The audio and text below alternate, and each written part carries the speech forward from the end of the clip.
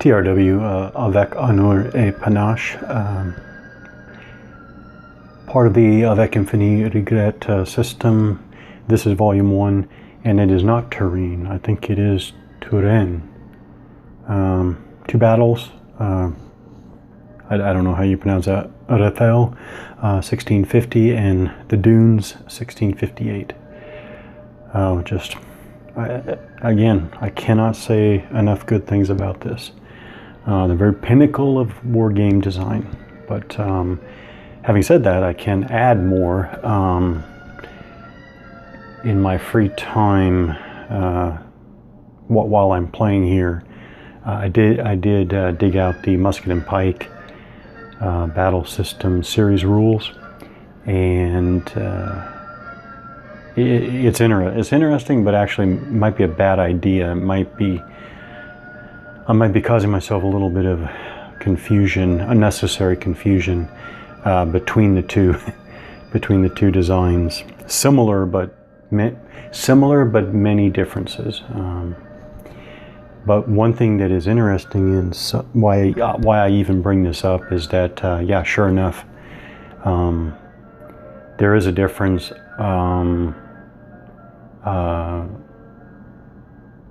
The rules for the AIR games here, the rules, of course, as you would expect, are much more succinct. I'm not talking about the streamlining, or I'm not even talking about that. I'm talking about the rules themselves. The rules are, frankly, they're like half the density of the GMT Musket and Pike Battle Series rules. And so now I see what some gamers are talking about when they say there are some ambiguities here in the AIR. Now, I was thrown off because, and I've mentioned this before, in general, my impression with the Vivictus rules are that if I'm looking for something, I'm going to, in almost all cases, I'm going to wind up finding something there in the rules. So in that sense, I thought the Vivictus rules were pretty complete, actually, and that's been my experience. But actually now I see a specific case. So this has to do with, very simple, something you do every single turn, multiple times, and that is determining initiative. And as I said before, you go by precedence of order. The side with more wings of a higher precedence, or of the highest precedence, goes first. And if both sides have an equal number of orders at that highest precedence, then you go to the better commander. And that's how it, in these rules, in the AIR series, it says the better commander. And I did the natural thing of assuming that it was the overall commander. Now, okay.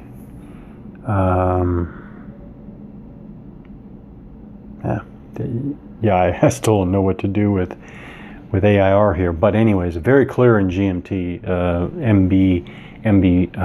MPBS. In MPBS, it's very clear. It's the better commander at that orders level. So if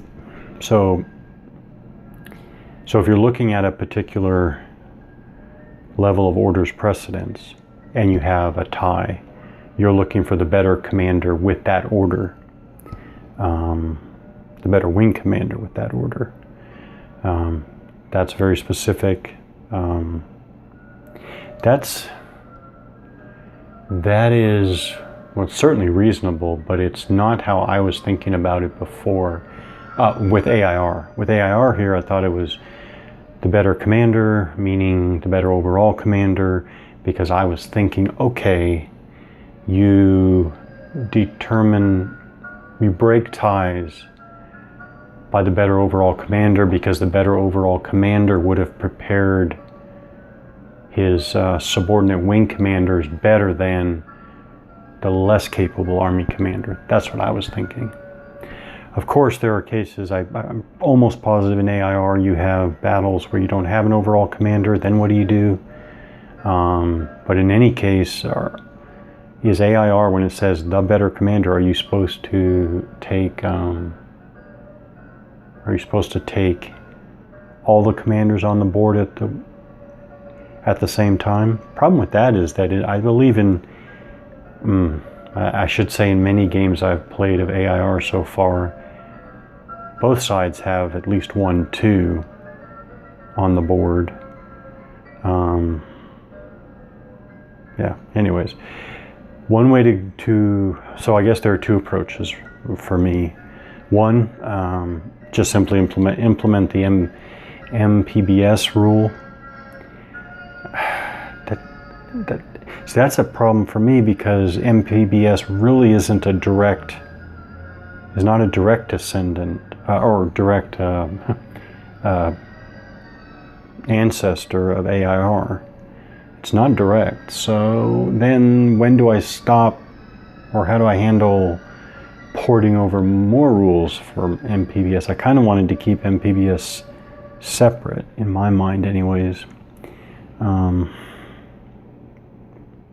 the other option is, okay, better commander means take that literally and say, look at all the commanders on the board at the same time and take the higher commander. I still think that in many cases that's going to go to your 3rd level, which the rules say if there's a tie, then you dice off. So again, I still think there's going to be a lot of dicing on, a lot of dicing for high roll, because I think there are going to be many cases where both sides are going to have at least 1, 2 on the board. All right, let's see what we have here. I'm not even sure what I'm going to do there. Great game though. Great game. Have to emphasize, this AIR is was not developed native to the English language, so it's French, obviously. So, well, that is what it is. I am definitely going to show a lot more here. Just so much. I'm going to go on and play, but what it comes down to is the decision making is just really great. 2 things: decision making. You always have interesting, meaningful decisions to make, and apparently MPBS is even more than that. My interest in trying MPBS for the first time just keeps growing. I was actually prepping the Under the Lily Banners chits recently, the other day, so excitement there is growing, but still this is very interesting. I just really like AIR, and of course I've worked through the rules now, so let me get back in here. I think we have a bypassed wing to take care of.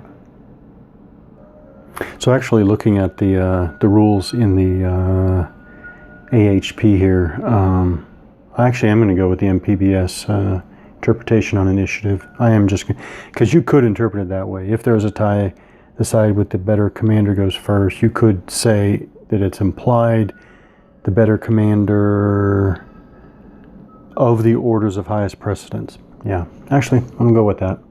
I don't see any contradiction or problem there. Okay, this is my reminder of where to pick up. We have a bypassed commander here, so take that off. So he has a charge orders. This is Gdania here. So he's got the red formation here. That's this whole center here. So this is his. Yep, this is his artillery because it has the color coding. This artillery has done defensive fire. That still means he can do offensive fire here now.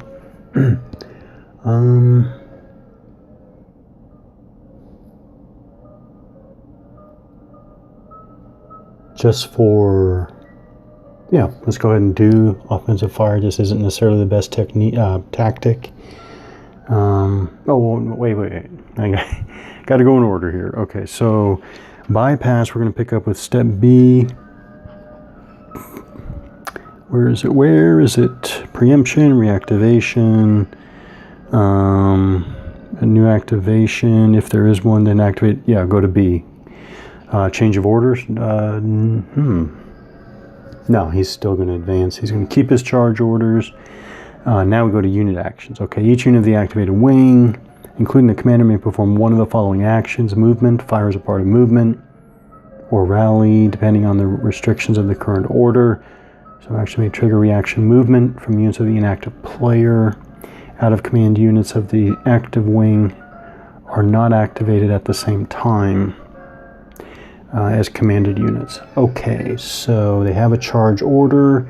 So all units must end movement closer by at least 1 hex to the closest enemy unit. This is another clarification that I do not believe is in here. I don't believe. I guess I'd have to review really closely again because I don't remember seeing it. But I'm pretty sure in MPBS, it's the nearest enemy unit that doesn't already have a friendly unit adjacent to it or something to that effect. But here it's just the closest unit. Then that actually makes a difference. I was thinking about this recently. That does make a difference. So how do we have orders? Now I'm wondering if I missed that. Unit under charge must end close to the enemy unit closest to it.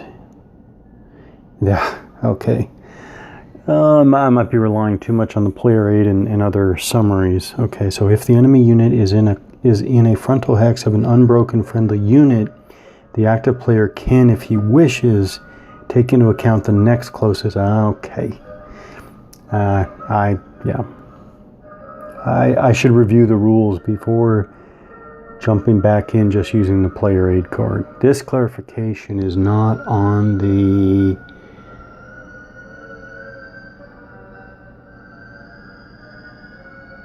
it's not in here.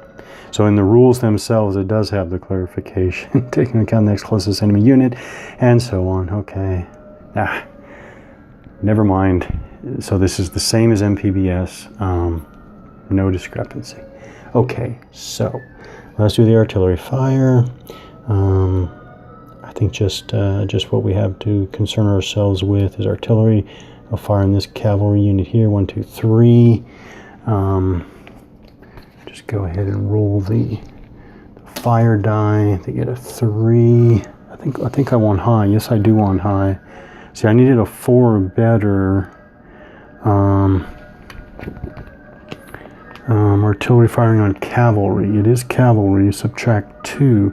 Artillery firing on. Okay, so this is a movement thing because it makes it harder. It's -2. Defensive firing, cavalry firing, and so it is. So they needed a 4+ at range 3. They get a 3 -2 for firing on cavalry. A 1, not even close. Now, this is what I wanted to show. He did defensive fire earlier, that's the marker. Now, they've done offensive fire as part of their formation. Now I flip him over to show that he is complete for the turn. Now, how do you know it's complete?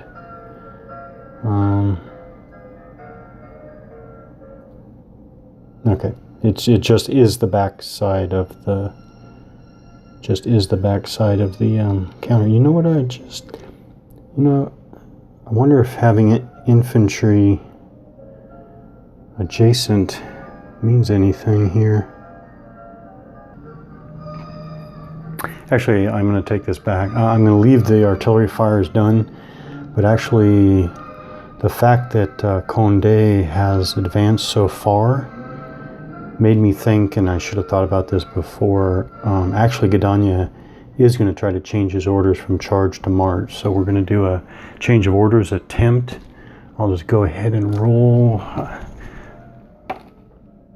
All right, so 4. So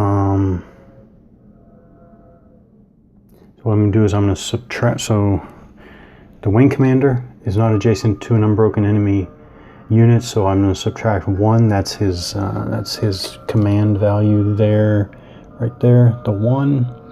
So that goes down to 3, and then okay, this should be an infantry wing. Let me just double check.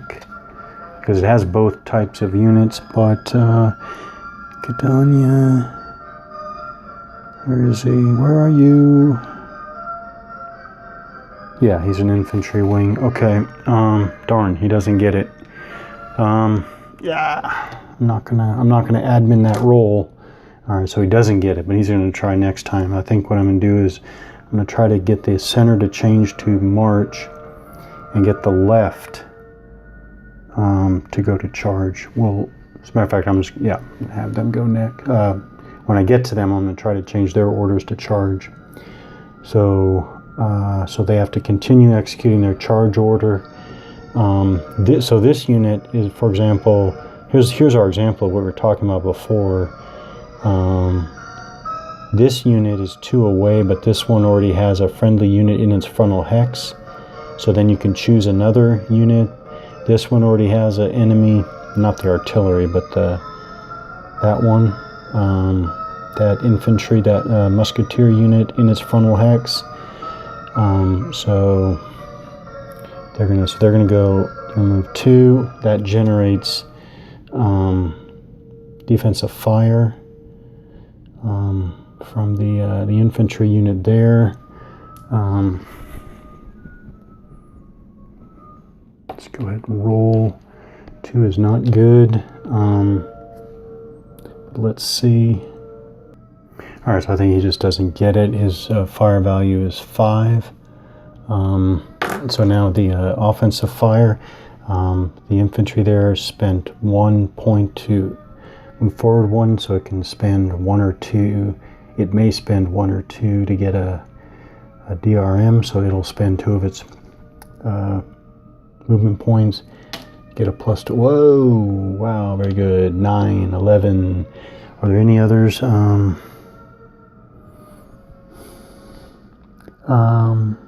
No. Okay.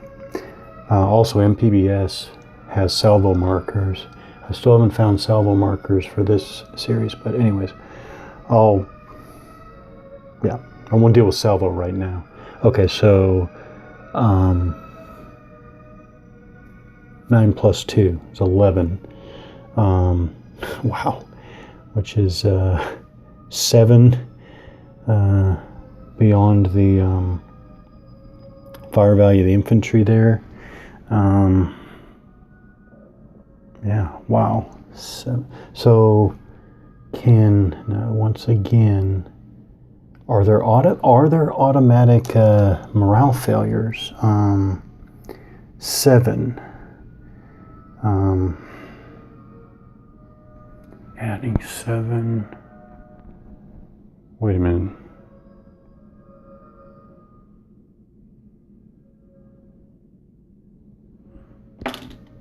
Oh, well, wow. They roll a 0. My 0 + 7 is 7. That's one thing I have trouble remembering the morale mechanic. Less than or equal is successful. So it's equal. All right, 0 is exactly what he had to roll. Okay. Wow, amazingly, he gets it. Okay. Now we'll continue on with the rest of the formation here. Yep, I almost did it again. Now he gets to fire because he's returning fire.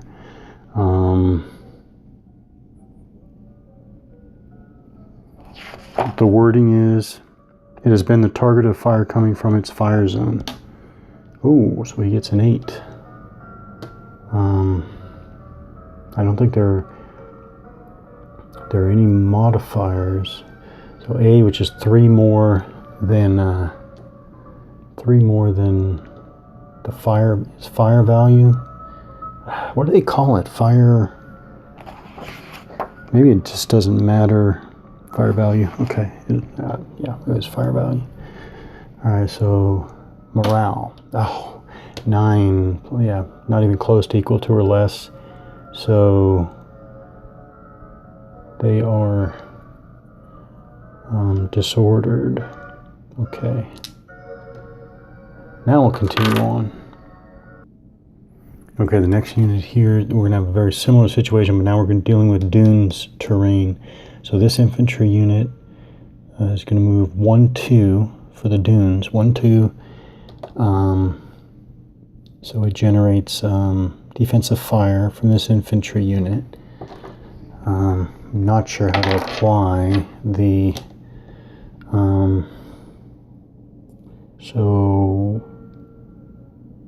so the only thing that applies here, again, I'm just going to set aside salvo. I'll use salvo fire later in the battle. To me this is clear. Let me see if I can.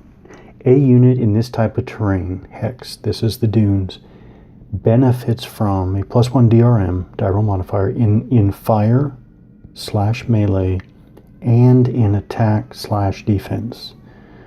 So, okay, so when he fires this way, it's going to be +1, so it's 8. So it's 3 is the difference between 8 and his fire value of 5. So the Swiss guards there, so they roll at 2, +3 is 5, which is not, wait,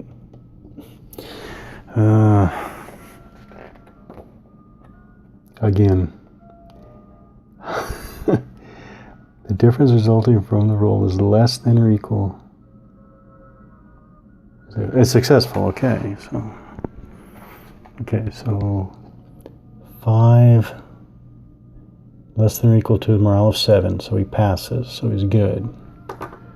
So then Swiss guards get to do their offensive fire. They have 2 movement points left over for a modifier. That's really horrible, but that's 1 + 2 for the movement points is 3. Now I guess he gets a +1, 2 in his fire. So 1, 2, 3, 4. Okay, that's not enough to get, not enough for its fire to be equal or more than his fire value of 5. So now we have return fire again.